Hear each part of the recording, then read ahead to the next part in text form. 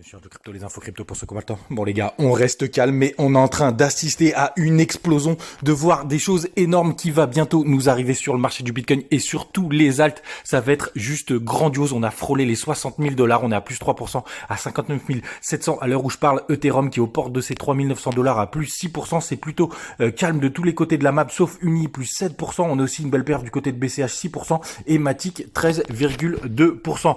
Avant de démarrer sur ce daily, je voudrais avoir une grosse pensée émue pour tous ceux qui me disaient tu es fou quand je disais que je holdais, qu'on était aux alentours des 30 000 $. On est à x2 depuis ce moment et grosse pensée à eux. Ça doit être dur de plus être dans le wagon et bravo à tous ceux qui ont hold. On le sait, le Bitcoin, les crypto-monnaies, c'est toujours assez compliqué psychologiquement de subir de telles baisses. Mais aujourd'hui, on est fort et vous connaissez mon scénario. D'ailleurs, ça me fait marrer. Tout le monde commence à parler des ETF. Nous, ça fait déjà un mois qu'on sait ce qui va se passer autour de ça.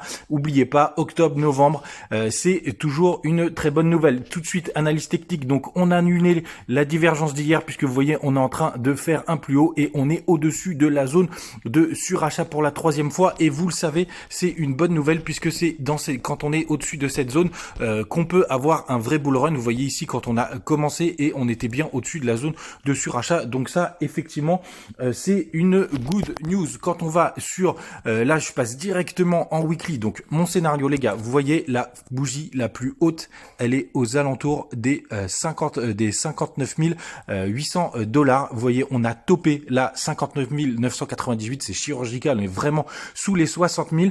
Donc le scénario, c'est quoi? Soit on fait un petit double top pour retracer, puisqu'évidemment, vous le savez, on ne grimpe pas tout droit, soit on va casser l'ATH et après on fera un pullback soit sur cette zone, soit sur l'ATH. Vous le savez, c'est assez important. Sinon, les gars, je voulais vous montrer aussi notre ami Ethereum qui est quand même aux portes aussi de nous déclencher quelque chose d'assez énorme. Vous voyez, on a fait cette jolie séance. C'est quand même plutôt pas mal. Sinon, je continue tout de même, malgré tout ce qui se passe.